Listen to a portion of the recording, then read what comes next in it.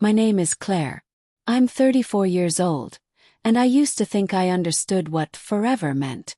Until last week, I believed forever was real. That when you found your person, the one who knew your laugh better than you did, the one who could calm your storms with a touch, you built a life and that life just kept going. But now I know. Forever is more fragile than we think. And it can be ripped from your hands in the blink of an eye. I met Ethan when I was 22. Fresh out of college and full of big plans that had nothing to do with love. I was focused on building a career, making my name, being independent. Love was a nice idea but not a priority. Then Ethan walked into the bookstore I worked at, looking for a gift for his mother, and within 5 minutes, he had me smiling like I hadn't in weeks. He wasn't flashy or loud, just warm. The kind of man who made you feel safe in the silence. The kind who really listened. We dated for 3 years before getting married. Our wedding wasn't grand, just close friends, string lights, and a backyard filled with laughter. But it was perfect. Ethan wrote his vows on a napkin the night before and still managed to make half the room cry. He always had that effect on people. He didn't try to impress. He just showed up with his whole heart. Our life together wasn't glamorous, but it was deeply good. We had our Sunday rituals. Coffee in bed, jazz on the record player, dancing in the kitchen barefoot while pancakes sizzled on the stove. Ethan loved to write me little notes and hide them in the most random places. Inside my shoes, behind the peanut butter in the dryer lint trap. They were silly sometimes. Don't forget, the cat is plotting against us, and other times they were the kind of words that healed. Whatever happens today, you've already won. You're you. He made the ordinary feel magical. Last Friday started just like every other Friday. The alarm buzzed at 6:15. Ethan groaned, rolled over, and kissed my shoulder before getting up. He always showered first. I could hear him humming from the bathroom while I stayed curled up under the blanket, half asleep, smiling at the sound of his off-key melody. He came back into the room smelling like cedar and mint, gently placed a protein bar on my nightstand and whispered, "Meeting at 9. Don't skip breakfast, warrior queen." That's what he called me when I was nervous. Warrior queen. I pulled on his hoodie, my favorite one, the gray one with a hole in the cuff, and shuffled into the kitchen. He was packing his lunch like he always did. Turkey sandwich, baby carrots, and that weird Greek yogurt he loved. He gave me one last kiss, grinned and said, "Tie tonight, okay?" I said, "Only if we get extra spring rolls." And then he left. I watched him through the window, backing out of the driveway in his old black truck. He looked back once and waved. I smiled and waved back, thinking about the weekend ahead. I had no idea I was watching his life for the last time. At 10:17 a.m. my phone rang. I didn't recognize the number, so I almost didn't answer. I wish I hadn't. Or maybe I'm glad I did. I still don't know. The voice on the other end was a woman, calm but shaking. She told me there had been an accident. That my husband's truck had been hit at an intersection. That a semi ran a red light. That they were trying to reach me because I was listed as the emergency contact. I asked her to repeat everything, as if hearing it again would make it less real. I remember the sound of my heartbeat in my ears. I couldn't breathe. I couldn't think.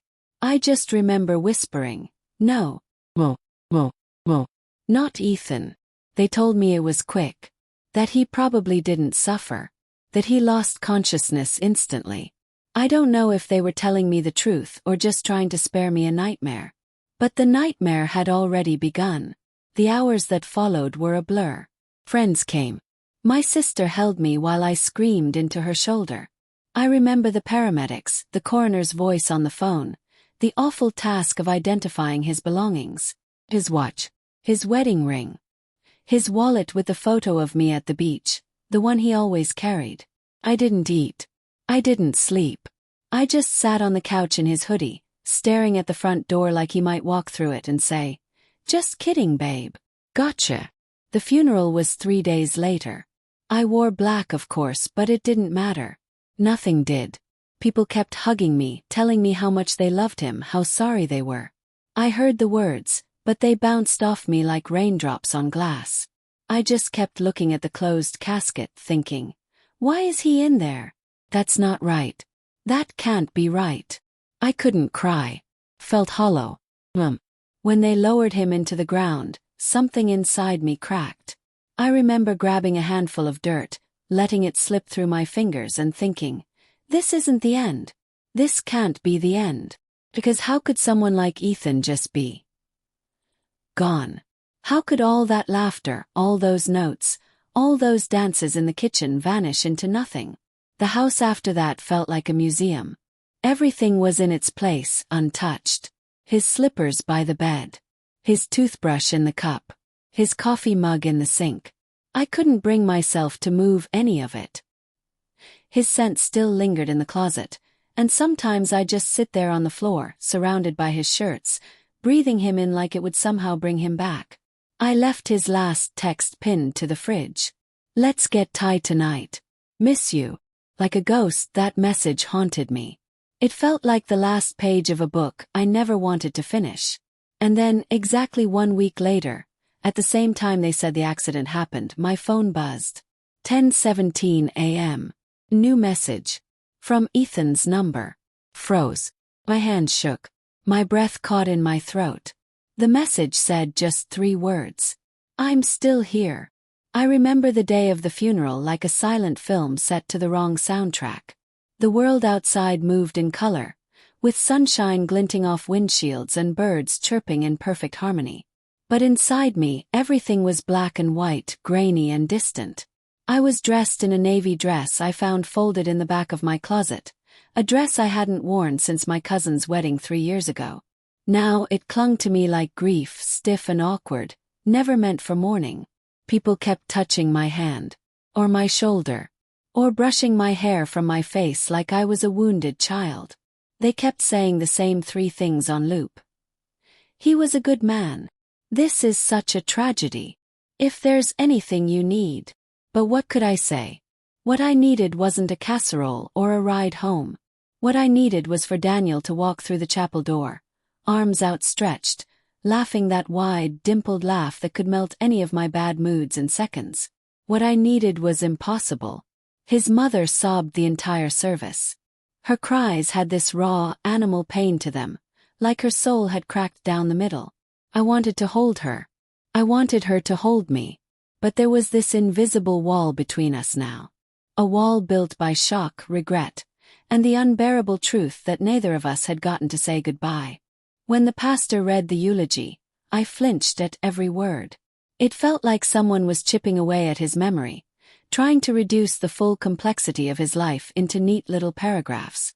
Daniel was more than a generous friend or a loving son. He was my warmth on cold mornings. He was the sarcastic whisper during boring dinners. He was the spontaneous road trips, the Netflix debates, the arms that held me through 2 miscarriages. And now he was gone. I couldn't cry at the funeral. Isn't that strange? Everyone around me wept, but my eyes remained dry, my face fixed like a porcelain mask. It wasn't strength, it was disbelief. My brain hadn't caught up to reality yet. It was like grief had knocked on the door, but I hadn't answered. After the service, they lowered the casket into the ground. That was the moment something cracked. The sound of the earth hitting the wood. It was final, brutal, as if the world was saying, "You don't get him back." I whispered goodbye. Not loud enough for anyone to hear. Just a whisper that I hoped might slip past the veil between life and death. That night, I slept in our bed alone. His side still smelled like his aftershave. His hoodie still hung on the back of the chair. I curled up in his blanket, holding his old t-shirt like it could save me from drowning in my thoughts. Every time I closed my eyes, I saw the crash. What little they told me about it. The mangled metal. The fire. The paramedics unable to revive him. My imagination filled in the rest. And it was cruel. And then, on the 6th night, the dream came. It wasn't vivid, not in the way some people describe. But it was visceral. I was in our kitchen. The light was dim, the air heavy. Daniel stood at the counter, barefoot. His favorite gray t-shirt stained with paint from when we redecorated the hallway. He looked at me with soft eyes, not sad, just knowing. "I'm okay," he said gently. "But you have to let go." I reached out to touch him, but my hands passed through. I woke up gasping, heart pounding like a war drum. It was 2:47 a.m. My phone buzzed on the nightstand. I picked it up, thinking maybe it was his mom or someone from work. But it wasn't. It was a message from Daniel's number. Single text. "Don't cry. Just wait." I dropped the phone like it had burned me. There had to be some mistake. Glitch. Maybe someone found his phone. Maybe the carrier recycled his number early. But deep down, something inside me, a flicker of hope or madness, began to stir. And that was the moment I stopped grieving and started wondering. Grief is not linear. It's not a staircase you climb steadily, one sob upward at a time. It's a tidal wave. One moment you're breathing, and the next you're choking on memory. That's how the days after Ethan's funeral felt. Some mornings, I'd forget for a split second that he was gone. I'd reach over to his side of the bed and feel the cool sheets, and then remember. And the remembering hit me like an avalanche every time. The house was too quiet. His coffee mug still sat by the sink, unwashed. His shoes still waited at the door like he'd be home any minute. I couldn't bring myself to move them. Removing them felt like erasing him. So I tiptoed around his things as if he might still need them. The hardest part wasn't the silence. It was the stillness. No more spontaneous guitar strumming from the living room. No more bad jokes while brushing our teeth. No more whispers in the dark before sleep. Then came the 7th night. It was almost 2 a.m. I was curled up on the couch, hugging one of his flannel shirts. My eyes red from crying but too dry to cry anymore. I had Ethan's phone on the coffee table. I couldn't turn it off. Something about seeing it light up gave me a weird comfort. As if a part of him still existed in that little screen. His photos, his voice memos, his silly texts. I had tried to open it so many times. The lock screen glared back at me, demanding a passcode I didn't know. Ethan was private with his phone. Not secretive, just private. I never thought I'd need to know the code. Now, it felt like the only door left between me and his last thoughts. I picked it up and held it, staring at the black screen. I whispered, "Just one message, Ethan. Something. Anything." And then, it lit up. New message. From Ethan. I dropped the phone. It landed face down on the rug with a soft thud. My heart stopped. My stomach flipped. I stared at it like it was cursed. My first thought wasn't hope, it was fear. Pure, cold, creeping fear. I picked it up with trembling hands. Maybe it was a glitch. Maybe someone had Ethan's number now. Maybe it was spam. But when I opened it, the room seemed to shift. The message simply said, "You forgot the blue scarf. It's cold." I stared at it for a full minute, unblinking. I hadn't told anyone about the scarf. That morning before the crash, I'd worn a blue scarf Ethan loved. It was soft cashmere, a gift from him. In the chaos after the accident, it had vanished. I didn't even notice until days later. I thought maybe I'd lost it in the ER. But no one knew that. Not even my mother. My mind raced. Was someone messing with me? Had someone gone through Ethan's things? I checked the number. It was his number. No weird area code. No spoofing. It was still saved as E. Blue Heart in my contacts. Just like always. I didn't reply. Couldn't. I didn't sleep that night. The next morning I took the phone to the cell provider. I asked if the number had been reactivated, reassigned, or spoofed. The woman behind the counter tapped keys for a while, then looked at me with puzzled concern. "No one's touched this number, ma'am," she said. "It's still registered under Ethan's account. No outgoing activity since the day he passed." I asked about the message. "There's no record of a message sent at that time," she said. "At least not from our end." I left the store feeling like I was losing my mind. Maybe I was. But that night, it happened again. Another message. This time. "You never finished the garden bed. The lavender needs sunlight." Broke down. Because Ethan and I had been planning a small garden behind the kitchen. He was obsessed with lavender. We'd bought the seeds, even turned the soil, but never planted. It had rained the following week. And then everything happened. I had forgotten. But he hadn't. Or something hadn't. I started talking to the messages. I know how that sounds. But it didn't feel crazy in the moment. Felt like survival. Like maybe grief had cracked open some impossible channel between here and wherever he was.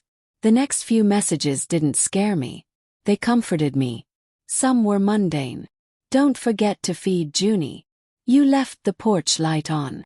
And others felt like echoes of our life. Your laugh on our first date. I still hear it. The blue sweater you wore on our honeymoon. Keep it. They weren't long. Never more than a sentence or two. But each one was a spark. Pulse in the stillness. A heartbeat I had thought was gone. Until one message changed everything. Came on the 9th night. It said, "He's not who he says he is. Check the shed." And just like that, the comfort turned back to terror. I read that message a dozen times before my brain accepted it hadn't been a hallucination produced by exhaustion. He's not who he says he is. Check the shed. Ooh. Who wasn't who? Ethan. Or was he, someone still walking around outside my grief, pretending to care? I stared at the glow of the phone until the battery died in my palm. My own phone buzzed with a weather alert. Heavy rain incoming, but the storm outside felt small compared with the hurricane inside my chest. The shed. The word pulsed in my ears louder than thunder. We had a small garden shed behind the house, half hidden by an old lilac bush. Ethan used it for odds and ends. Paint cans, gardening tools, the lawnmower that always needed oil. There was nothing mysterious about it except now there was. I grabbed Ethan's flashlight from the junk drawer, shrugging into his raincoat, the one that still smelled like cedar and motor oil. The back porch boards creaked under my feet as the sky broke open. Lightning flashed, turning the yard white for a second, then black again. Every rational part of me screamed, "Wait till morning. Call someone." But I couldn't. Grief had taught me that time is as fragile as glass. Leave a question unanswered too long and life might shatter again before you get your truth. The shed door protested when I pulled it. Hinges shrieked like a wounded animal. Inside, the damp smell of soil, fertilizer, and rust. My flashlight beam jumped over shelves crammed with junk. Clay pots, tangled twine, his old fishing tackle box. "Okay, Ethan," I whispered, voice trembling. "What am I supposed to see?" A spider skittered across a shovel handle. Something dripped from the roof. My pulse hammered so hard my vision blurred at the edges. I paced the cramped floor, searching for anything out of place. Nothing. Until the light landed on the back wall. The plywood looked different. 2 boards slightly lighter than the rest, as if they had been replaced recently. I ran a fingertip over the seam and found new screws, shiny against the older rusty ones. The screwdriver hung on a peg inches away, almost waiting for me. I worked each screw free, hand shaking. The second board loosened, tilted forward, and fell with a dull thud, revealing a shallow cavity between studs. Inside sat a shoebox wrapped in a black garbage bag. My breath caught. I knelt, hands muddy, and slid the box out. It felt heavier than shoes. Peeled back the plastic. The cardboard was water-stained but intact. On the lid, written in Ethan's handwriting, 3 words. "For Claire. Always." My vision blurred with tears, but I forced myself to open it. First, a stack of envelopes, addressed to me. Under them, a small leather journal tied with twine. Beneath that, an old flip phone, powered off, and a flash drive taped to its back. At the very bottom, a velvet ring box. My knees buckled. I sat on the dirt floor, pulse roaring in my ears louder than the storm. I opened the first envelope. Inside was a letter dated 8 months earlier. "Claire, if you're reading this, something went wrong before I could tell you the truth. I need you to believe 2 things. 1. I love you beyond words. 2. I never meant to keep secrets. I only wanted to keep you safe. Start with the journal. Then the phone. Trust no one else until you finish reading everything. Forever yours, Ethan. Safe from what? From whom? Lightning cracked, illuminating the shed through gaps in the wood. I stuffed the letters, phone, and drive into my coat pocket, slammed the boards back, and hurried inside, cradling the journal and ring box like fragile birds. Back in the kitchen, I locked the door, drew the curtains, and flicked on every light. The house felt foreign, as if walls could shift to hide more secrets. I made tea I never drank, sat at the table, and opened the journal. Page 1. Ethan's handwriting, steadier than in his sticky notes. Day 1, I think they found me again. The entry was short, anxious, mentioning calls from unknown numbers, a black SUV parked outside his office, the feeling of being followed. Page after page, he documented paranoia. Bank statements he didn't recognize, anonymous emails, someone hacking his cloud account. At first I thought stress was making him see patterns, but Ethan was methodical. He listed timestamps, license plates, screenshots printed and taped to pages. I'd never even seen a printer in the shed. Midway through the journal, a phrase kept repeating. Project Halcyon. He underlined it every time. I had no idea what Halcyon was. A company. A code name. A secret he'd kept to protect me. I opened the ring box next, expecting maybe his wedding band. Instead, a tiny USB dongle lay inside. Another drive. The label read, Insurance A. My heart pounded. Insurance for what? I turned to the envelopes. 10 in total. The first 3 were love letters. Memories of our first date, our late-night drives. His promise that my laugh was his favorite sound. The next were instructions. Who to contact if something happened, where to find a key to a safety deposit box, passwords to accounts I didn't know existed. The final envelope was sealed with wax. My name written bold. Open last. But I couldn't stop myself. Broke the seal. Inside a single page. Blair. If you reach this envelope, they know you have the box. Do not trust anyone, not even the police, until you have watched the video on the flash drive. Everything I did was for us. For the future, I promised. Love you. Don't let them rewrite our story. E. My hand shook so violently I dropped the paper. The house creaked. Wind rattled a window. For the first time since Ethan died, I felt something stronger than grief. Fear. Who were they? Why hide evidence in a shed? Why didn't he tell me? I grabbed my laptop, plugged in the flash drive. Heart beating so loud the sound of the rain disappeared. One file. Halcyon Final MP4. A double click.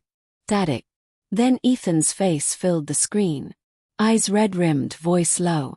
Claire, if you see this, I'm probably already gone. The video stuttered. My breath hitched. I pressed pause, covering my mouth with trembling fingers. Outside, another flash of lightning. My reflection in the dark window looked like a stranger holding a ghost's last confession. And for the first time since he'd died, I realized Ethan's story wasn't over. It had just taken a turn I never saw coming. I pressed play, and the man I loved stared back at me from the dim glow of a single desk lamp. His hair was longer than I remembered, eyes shadowed by sleepless nights, jaw tense the way it got when he couldn't fix a problem no matter how hard he tried. Claire, he began, voice trembling, if you see this, I'm probably already gone. I'm recording in the basement at the plant. I don't have much time. He glanced over his shoulder, as if expecting someone to burst in. My heartbeat synced with the shaky frame. 2 years ago I found something I shouldn't have, buried in old R&D files labeled Project Halcyon. First I thought it was just abandoned tech. But the more I read, the worse it got. Illegal testing, falsified safety data, money routed through shell foundations. They're pumping the chemical into local groundwater under a soil optimizer patent. Long-term exposure triggers neurological damage. Memory gaps, seizures, sometimes death. Their own trials showed the risk. They buried it. He swallowed. Static crackled. I confronted Mark, in finance, remember? He laughed, said it was above my pay grade. A week later my workstation was wiped. My badge revoked for an hour by accident. That's when the SUV started following me. My stomach dropped. Mark was at Ethan's funeral, arms around Ethan's mother, tears streaming. I copied everything I could to 2 secure drives. One is in this box. The other is insurance in case they get to me first. Claire, I know this puts you in danger, but the public has to know. Take the evidence to Julia Chan at Channel 7. She's the only reporter who tried to talk to the LabTech whistleblowers last year. Lightning flashed outside, illuminating the kitchen. The video flickered, sinking storm with confession. If I don't show up for our anniversary trip, assume the worst. And don't trust Ryan. Ryan, Ethan's best friend since high school. The same Ryan who delivered the eulogy about loyalty and brotherhood. The screen shook. Ethan glanced to the side. They're here. I love you, warrior queen. Remember, blue scarf, lavender garden. Code word so you know this is real. Don't let them rewrite the truth. The video cut to black. I sat frozen, a single tear tracking down my cheek.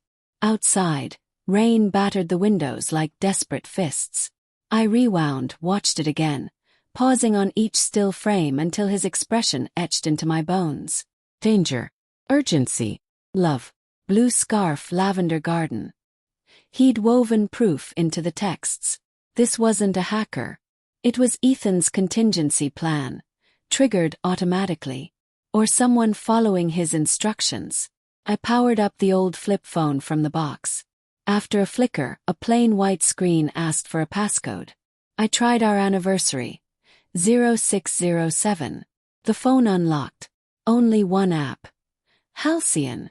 No service bars, but a local file opened with coordinates, login credentials, and a timestamp for the next morning. 10 a.m/safe deposit. Apex Credit Union, key 17. I pressed my palms to my eyes. Tomorrow. 10 a.m. Apex was across town, near the plant where Ethan worked. I copied the data to a fresh USB, shoved it deep in my coat pocket. My mind spun. Contact Julia Chen, retrieve the second drive, avoid anyone Ethan listed, including Ryan, and stay alive long enough to expose a corporation willing to kill. The house creaked, a slow groan from the hallway. My breath caught. I stared at the doorway, half expecting Ethan's silhouette, half terrified of seeing a stranger. Nothing. Just shadows wavering with each lightning flash. Still, paranoia seeded itself. They're here. I grabbed my keys, phone, Ethan's phone, the journal, flash drives, and stuffed everything into a backpack. Thunder cracked as I stepped onto the porch. My car rested under the maple tree, its windows dappled with rain. I sprinted, mud sucking at my shoes. Halfway down the drive, headlights flared at the corner. A black SUV idled beneath a street lamp, wipers sweeping methodically even though the rain had slowed. My pulse roared. Ethan hadn't been paranoid. They'd simply turned their gaze to me. I ducked low, slid into the driver's seat, locked the doors. The SUV's engine revved, then crawled forward. I reversed too fast, gravel spraying. My tires squealed onto the main road. They followed. I kept my speed just under reckless, heart pounding in my throat. At the intersection I faked a right, then looped left through a grocery parking lot, weaving between delivery trucks. The SUV overshot, tires screeching. I barreled out a side exit, merging onto the highway. Rain slicked and empty at 2 a.m. Only when taillights faded in the distance did I breathe. I needed a safe place. Motel. Too obvious. I remembered Ethan's uncle's cabin by Lake Willow, shuttered this time of year 20 miles north. I headed there, praying the old spare key still hid under the warped porch plank. 15 minutes later I killed the engine outside the dark cabin. Trees shivered in the wind. The lake beyond rustled like sheets of aluminum. I found the key, unlocked the door and collapsed inside. The cabin smelled of cedar and dust. My flashlight cut through cobwebs as I cleared a table, spreading out the evidence.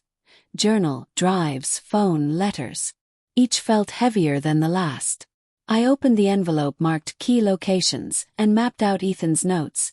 Satellite photos of drainage fields behind the plant, chemical shipments labeled as fertilizer aid, internal memos signing off on disposal protocols that contradicted public reports.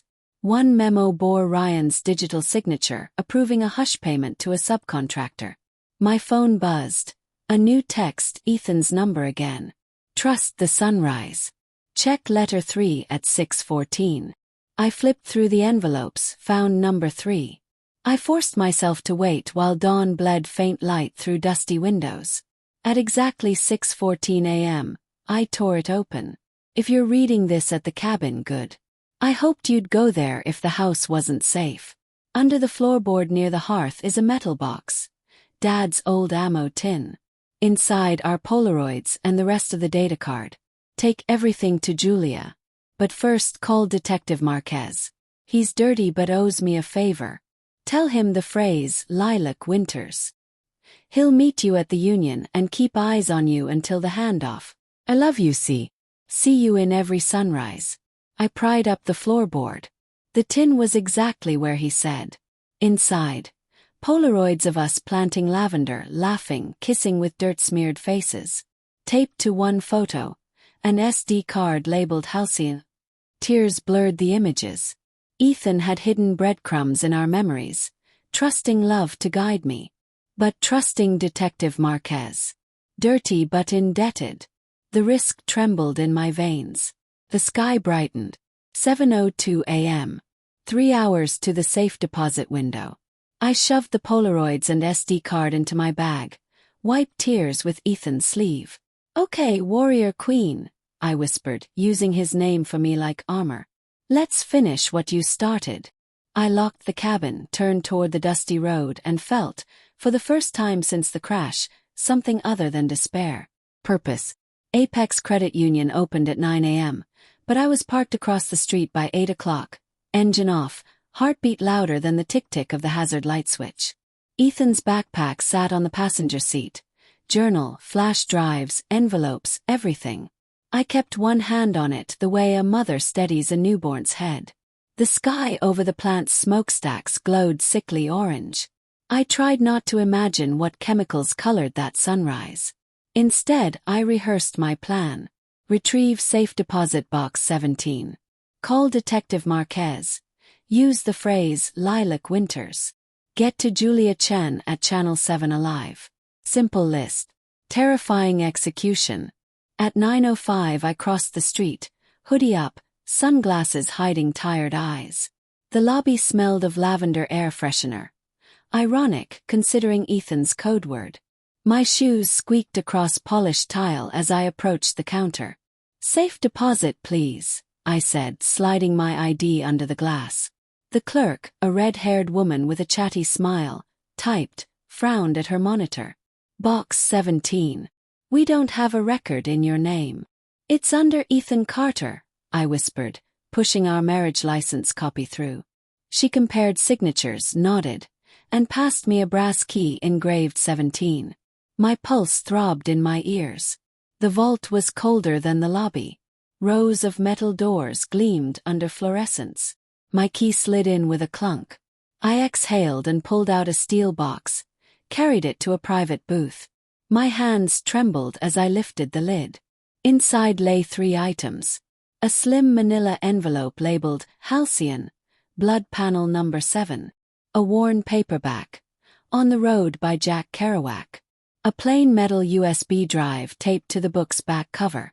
No jewels, no money, just evidence. Perfect, Ethan. I slit the envelope.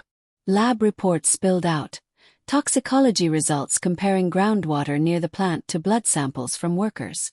Levels of something called NX 113 exceeded OSHA limits by 300%. Dates, signatures, doctor's notes about tremors, memory loss, early onset seizures. My breath caught.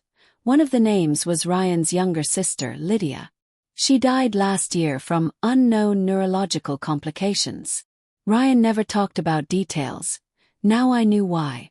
Footsteps echoed outside the booth. I stuffed papers and drive into my bag, shoved the book inside my coat, quietly returned the box, locked it, slipped the key into my pocket. Leaving the vault, I almost collided with a man in a charcoal suit. Sorry, I muttered. He didn't flinch, just stared a beat too long. Eyes dark, assessing. I quickened my pace out to the lobby, but my gut screamed, run. I dashed through the revolving door into crisp air, and straight into Detective Miguel Marquez. Medium height, salt and pepper at the temples, weary eyes scanning corners. He wore a rumpled tan coat and a badge half hidden behind his lapel. Claire Carter, he asked. I nodded, voice shaky. Lilac Winters. He exhaled hard. Ethan told me you might call. Car's over there. We're exposed on this street.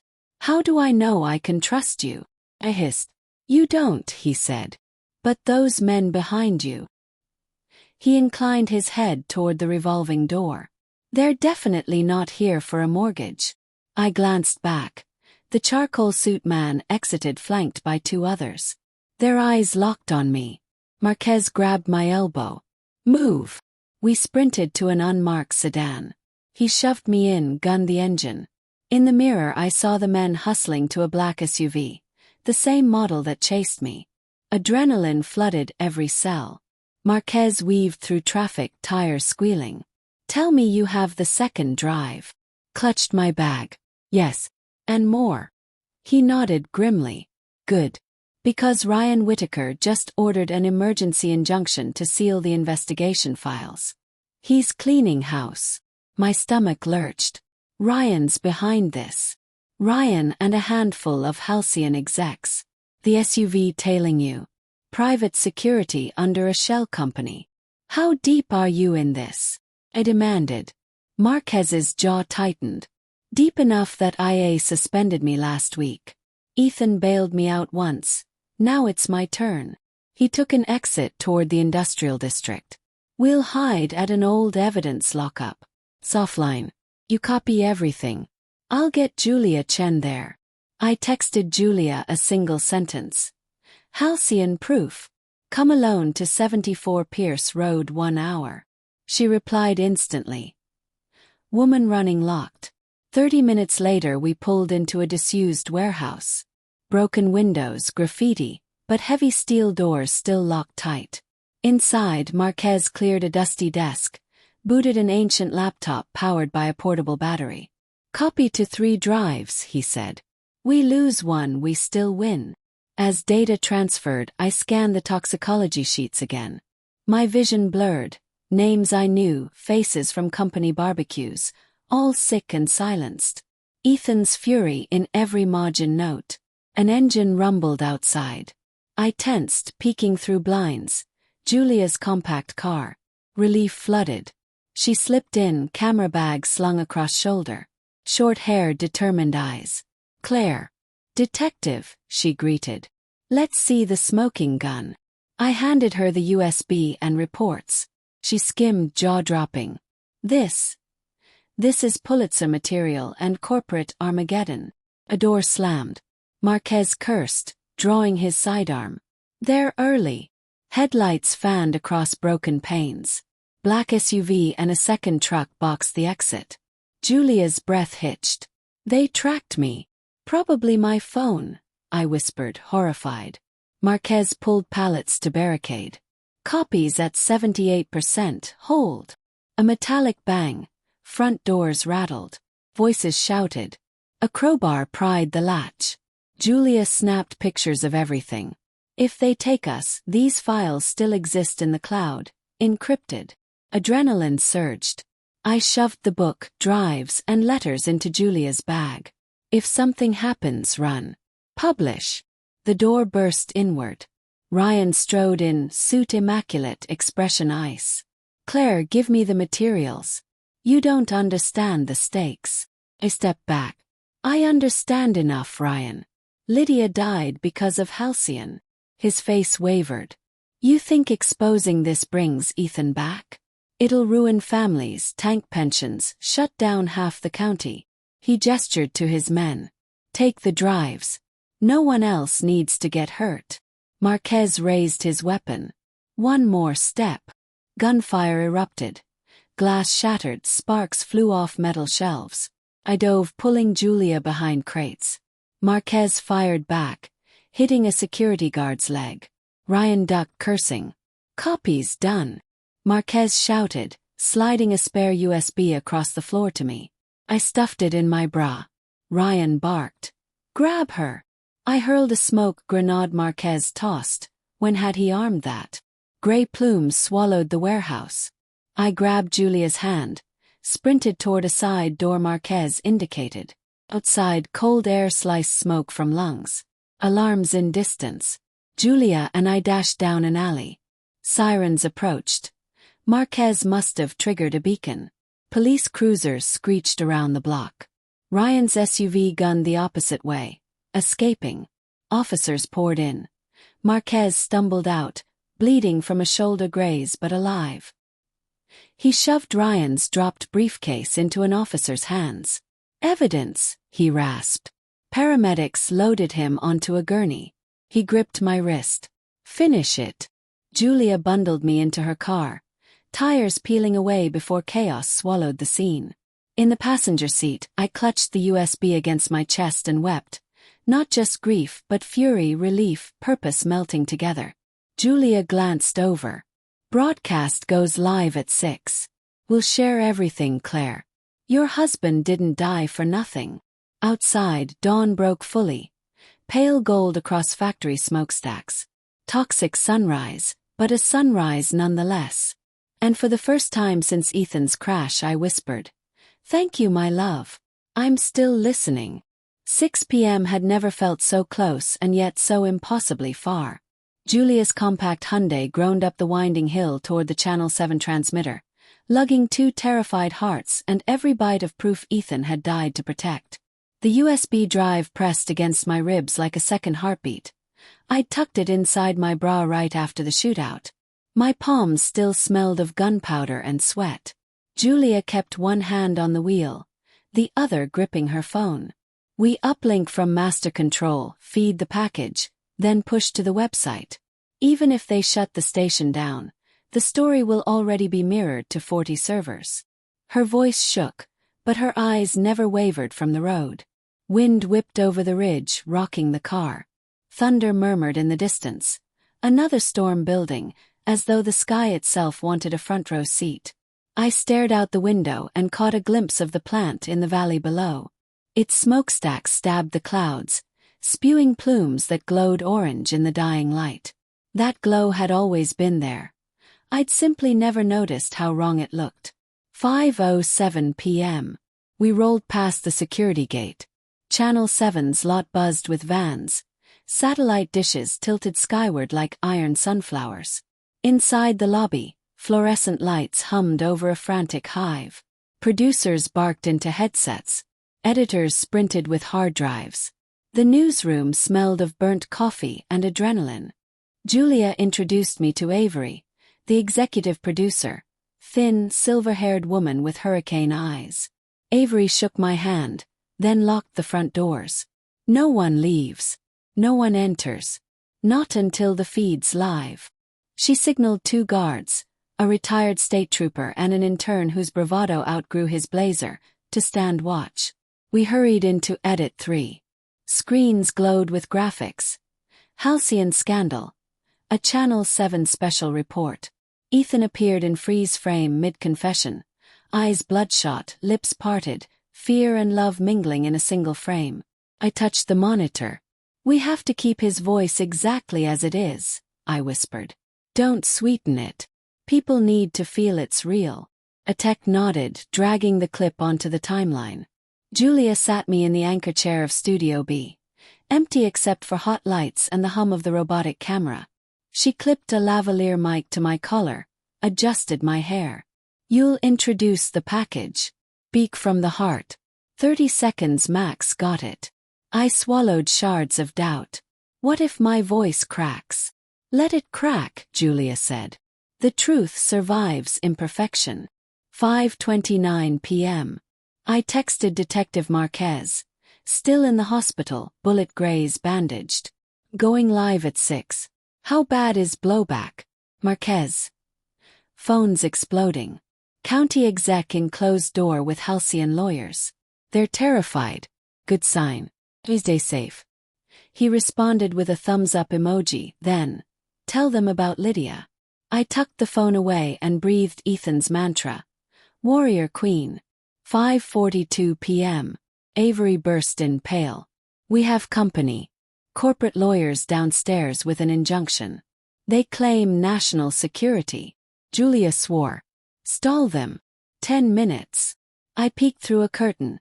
2 men in dark suits arguing with security, waving documents. Behind them I spotted Ryan. No suit this time. Just jeans, a polo, and fury carved into his features. Eyes met. He mouthed something I couldn't hear, but I read the word clearly. "Don't." Avery returned. "Legal's on the phone. They can't stop us unless the FCC pulls the transmitter cable physically, and they're 3 states away." Clocks ticking. 5:56 p.m. Countdown rolled on the studio monitor. 00:04:00. 00:03:59. I gripped Julia's hand.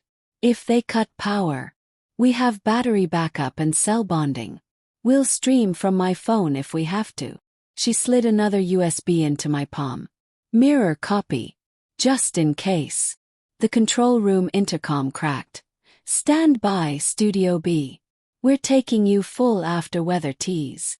Julia squeezed my shoulder and vanished behind light grids. I faced the camera, light scorching tears evaporating before they fell. Ethan's hoodie under my blazer felt like armor.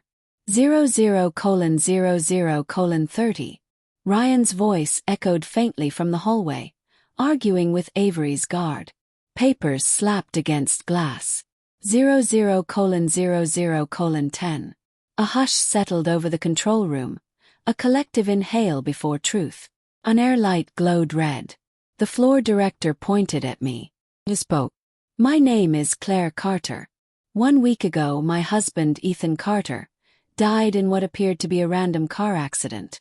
Tonight I bring you his last words and the evidence he risked and lost his life to protect." My voice quavered but held. "For every worker who coughed up blood, for Lydia Whitaker, for families who never understood why their memories slipped away, we invite you to listen." He nodded. The director cut to the pre-produced package. Ethan's video filled the screen. In the studio, audio boomed. "Claire, if you see this, I'm probably already gone." Exhaled, shaking. In master control, panic erupted. One switcher screamed, "Signal drop." Static chewed edges of the video. But it held. The uplink stayed green. Downstairs, thuds on the studio door. Ryan pounding. "FCC order. Shut it down." Security held. Ethan's confession played uninterrupted. The SUV, Project Halcyon, falsified data. Then Julia's investigative narration. Overlays of lab reports, maps, Lydia's medical file. My own recorded voice reading Ethan's love letter lines as lower thirds displayed in X. 113 300% over limit. Twitter exploded.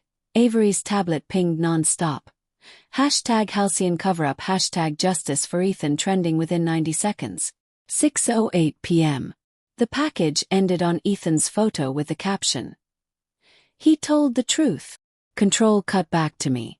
I didn't have a script, only Ethan's last request. "If you have family who worked at Halcyon, if you live near Riverbend Creek, demand testing. Demand answers. We are stronger than fear when we stand together." Ethan believed that. Tonight I do too. The red light faded. I collapsed forward, sobbing, forehead on cool glass desk. Julia rushed in, arms around me. Control cheered, some crying. Avery yelled. Phones lit. Attorney General's office wants raw files. State EPA too. But downstairs, heavy footsteps. Security earpiece crackled. They have a warrant to seize equipment. Avery snapped. We already mirrored to the cloud. Let them take the casing. The bullets missed the soul. Police sirens wailed outside. Different tones. Marquez texted. Search warrants issued for Halcyon execs. Ryan on the run. Stay put. I sat in the break room, sipping lukewarm tea. The storm finally broke, rain drumming the roof like applause. Julia slid in next to me. You did it. He did it. She placed the Polaroid of us planting lavender on the table. Thought you might want this back. I traced Ethan's dirt-smudged grin. The loss hurt no less, but hurt wasn't alone anymore. It was accompanied by justice beginning to bloom. The station lights flickered, power grid strained by the storm, but came back strong. I stepped to the window. Street lamps rippled in puddles. Across town, sirens converged on Halcyon HQ. Blue and red flashes painting the night in warning and promise. For the first time since Ethan's number buzzed at 10:17 a.m., silence didn't terrify me. It felt full, like rich soil after rain, ready for seeds long hidden to push toward light. I took out my phone, opened our last unsent text thread, and typed, I did it, my love. We did. Lavender tomorrow. I hit send. Message failed obviously, but I smiled anyway. Somewhere beyond towers and wires, I like to think Ethan got it. I thought breaking the story would feel like kicking down a steel door and letting fresh air rush in. But no one warns you that fresh air can sting lungs starved of oxygen. By the time Channel 7 cut to regular programming at 6:21 p.m., my phone had 287 unread messages. Friends, strangers, lawyers, trolls, whistleblowers begging to add their voices, reporters from 3 continents. Truth, it turned out, was a dam bursting, and I was standing in the breach. 6 p.m., 10 p.m., the night of 1,000 calls. The Attorney General's task force commandeered the station's conference room. I spent 4 straight hours signing affidavits while agents in windbreakers cloned every drive Julia and I had touched. Outside, rain hammered the dark like a fist on sheet metal. Inside, fluorescent lights buzzed and coffee went cold in paper cups no one remembered to drink. Detective Marquez arrived in a sling, eyes rimmed red but shining. Ryan's in custody, he said. State troopers pulled him on I-75 with 2 suitcases of burner phones and 10 grand in cash. I felt nothing. No triumph, no closure. Just an exhausted of course. At 9:43 p.m., a nurse from the county hospital called. 3 Halcyon employees just checked themselves in after seeing the broadcast. All showing signs of neurological exposure. They said Ethan tried to warn them. Her voice cracked. I wrote their names in my notebook. I suddenly had a notebook. People bring you supplies when they think you're spearheading a movement. Midnight room 214. They gave me a cot in Station B. The weather studio no one used overnight. Blue screen behind me, cots between cameras. Smelled like ozone and old marker ink. I tried to sleep, but images chased me. Ethan in the flashlight glow of that basement video. Lydia Whitaker on a ventilator 1 month before she died. My own face live on TV, eyes wide like an animal realizing the forest is on fire. At 12:17 a.m. the emergency lights flickered. Storm knocked a transformer. Darkness swallowed the studio for 3 heartbeats. In that hush, Ethan's ringtone chimed from my backpack. I fumbled for his phone, thumb still smeared with ink from signatures. One new message. Scars become maps. No threat. No warning. Just a line of poetry that sounded like him. I pressed the phone to my chest and whispered, I'm still following, love. Dawn Friday. I woke to Avery shaking my shoulder.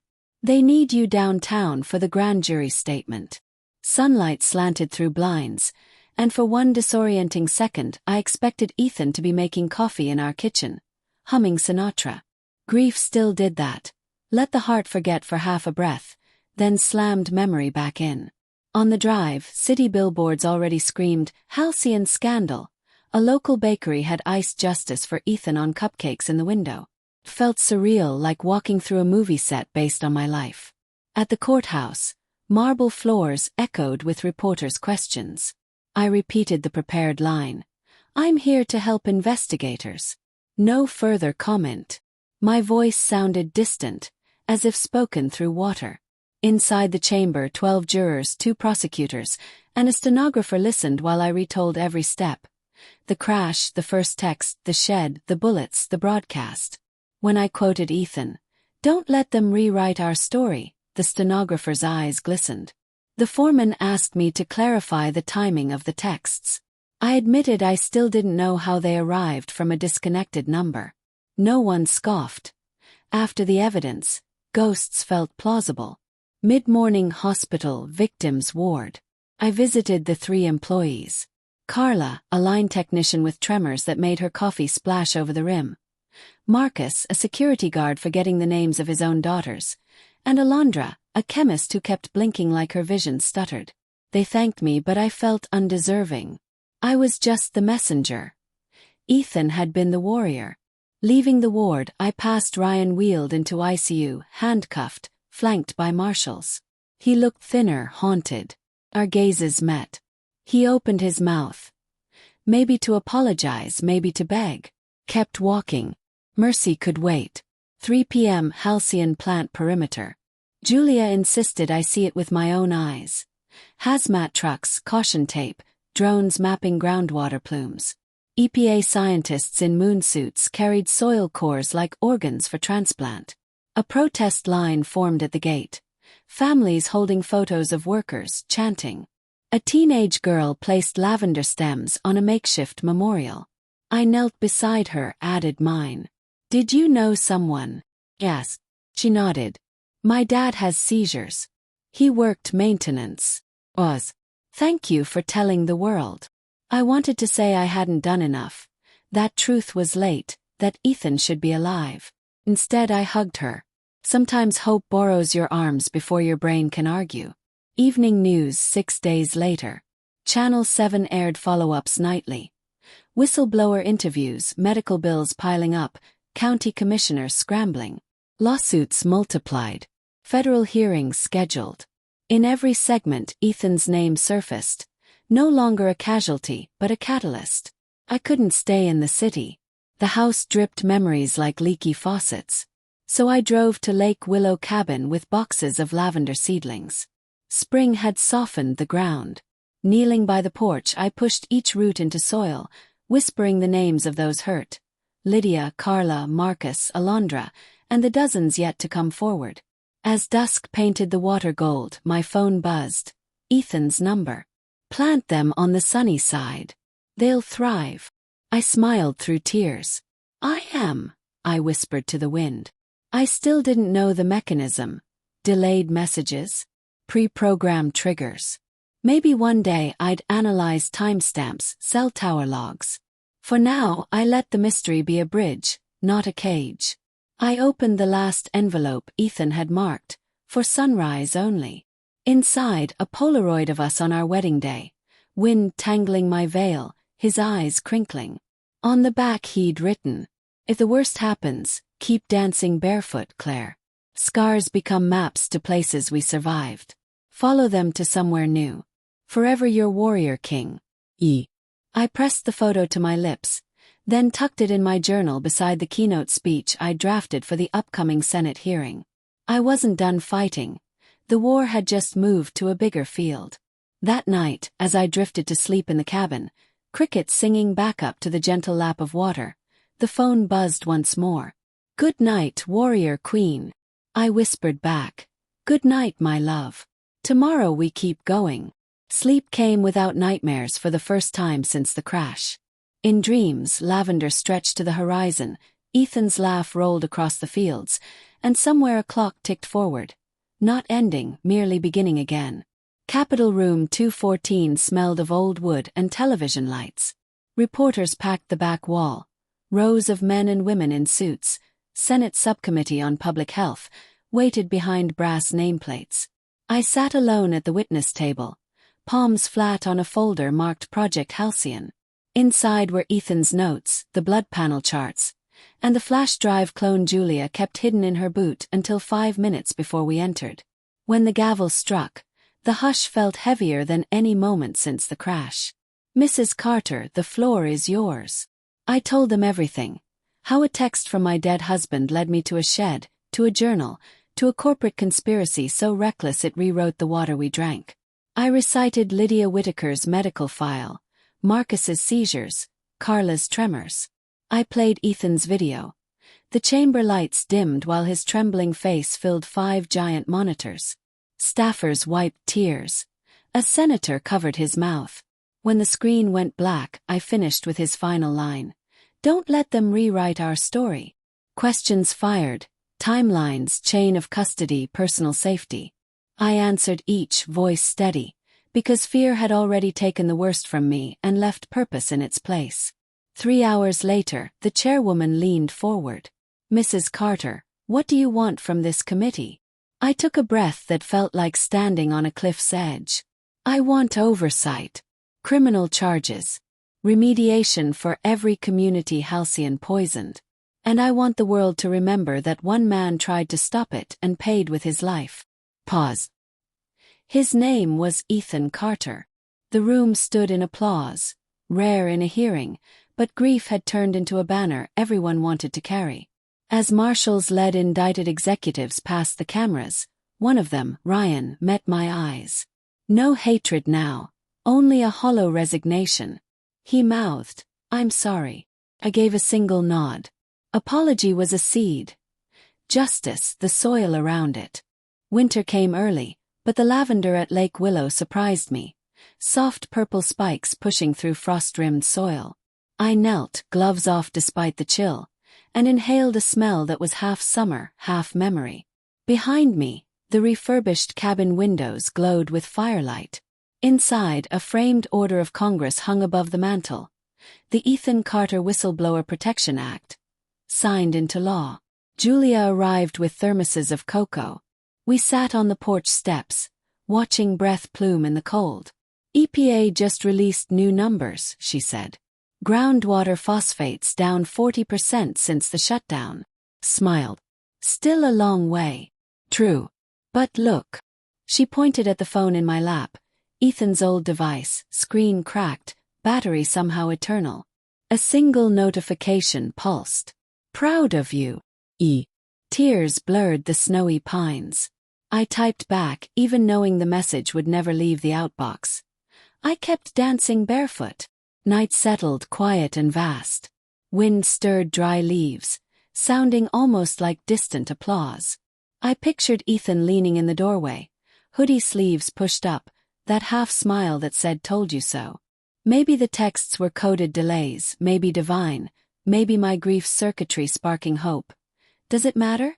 What mattered was the world was safer, truth was louder, and lavender was blooming out of season. I placed one sprig on the windowsill beside our wedding Polaroid. Its scent filled the room, a promise, a reminder. Some stories end with a period. Ours ended with an ellipsis that turned into a new sentence. Death didn't win. Purpose did. And every morning I wake, phone silent or glowing, I whisper the same vow. Good morning, warrior king. Let's keep going.